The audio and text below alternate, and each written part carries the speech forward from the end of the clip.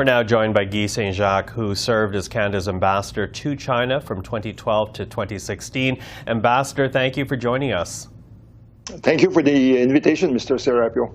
I want to begin with your reaction to the new Indo-Pacific Strategy, both positive and negative. Beginning with the positive, what do you give the government points for here? Well, I'm very pleased with what we have seen yesterday after the announcement of Mrs. Joly. In fact, the strategy is pretty comprehensive. It has 5 objectives, and this is what I was expecting, because if you are serious, you have to deal with national security and defense. You have to address development, trade, geopolitical issues, of course, and climate change and environment, and all those elements are there.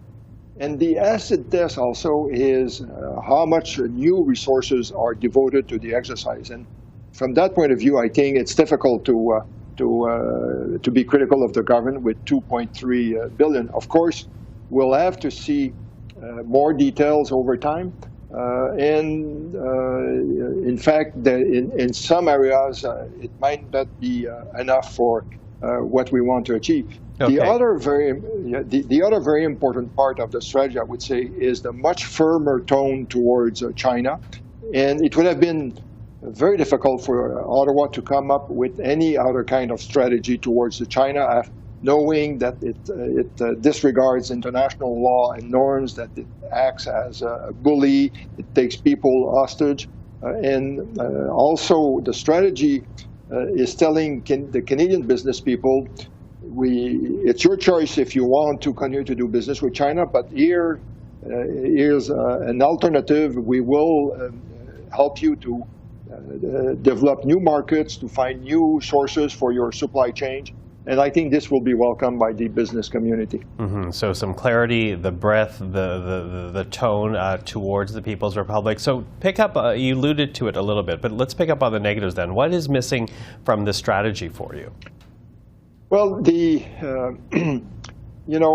I would have liked to see a bit more detail on Taiwan. What is in the strategy is good, but we will have to see. Will the government decide to send an economic minister or a trade minister to Taiwan? The last one was John Manley, who went there as Minister of Industry in 1998.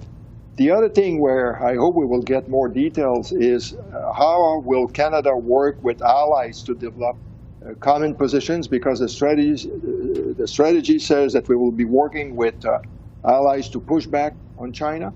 One thing also that is very interesting, this new concept of security in the Pacific North, and there's a link with Arctic sovereignty.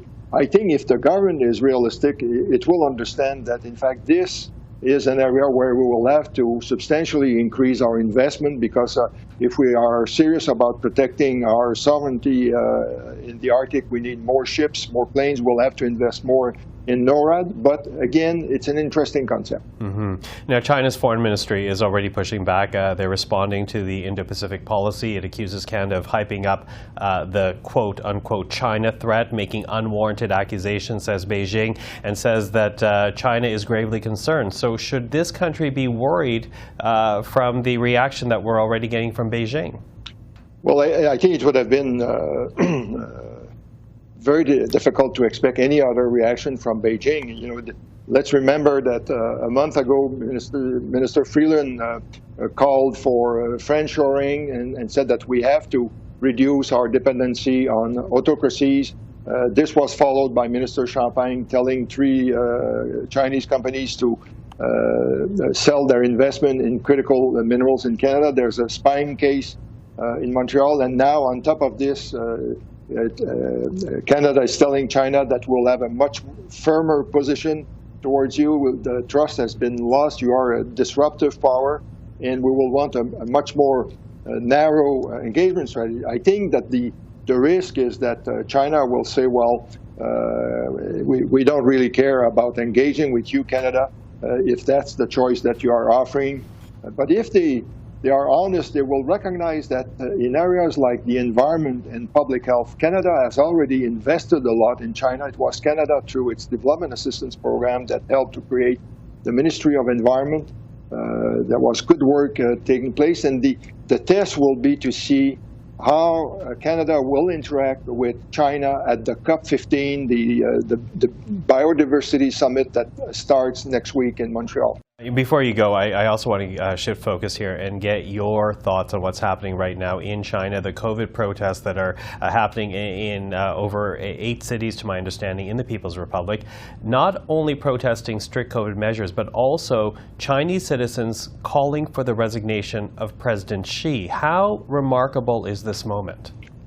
Well, I think it's remarkable. In my view, those are the most serious protests that have taken place in China since June 1989, at the time of the Tiananmen massacre. And I would note that this is happening barely 1 month after the end of the 20th Congress that give a third term to Xi Jinping as Secretary General of the Communist Party of China. The problem for Xi Jinping is that he has concentrated so much power that he is identified as the source of the problem in terms of how this COVID-0 management has taken place. And, the Chinese people, you have to be really fed up to decide to go to protest in the street, knowing that you will be filmed, that you run the risk of being accused of going against national security, and that you could face a long jail term. But still, people go out, and as you said, they call for Xi Jinping to resign. So the problem for Xi Jinping is that it's very difficult for him to back down after having said that China's approach towards COVID was the best in the world.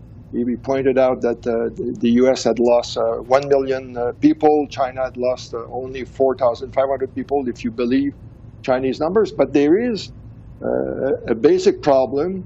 On the economic side now, about 1/3 of the Chinese GDP is confined, is in places that are confined. The economy is not doing well. Exports to the U.S. were down 12.6% in October after a drop of 11.6% in September.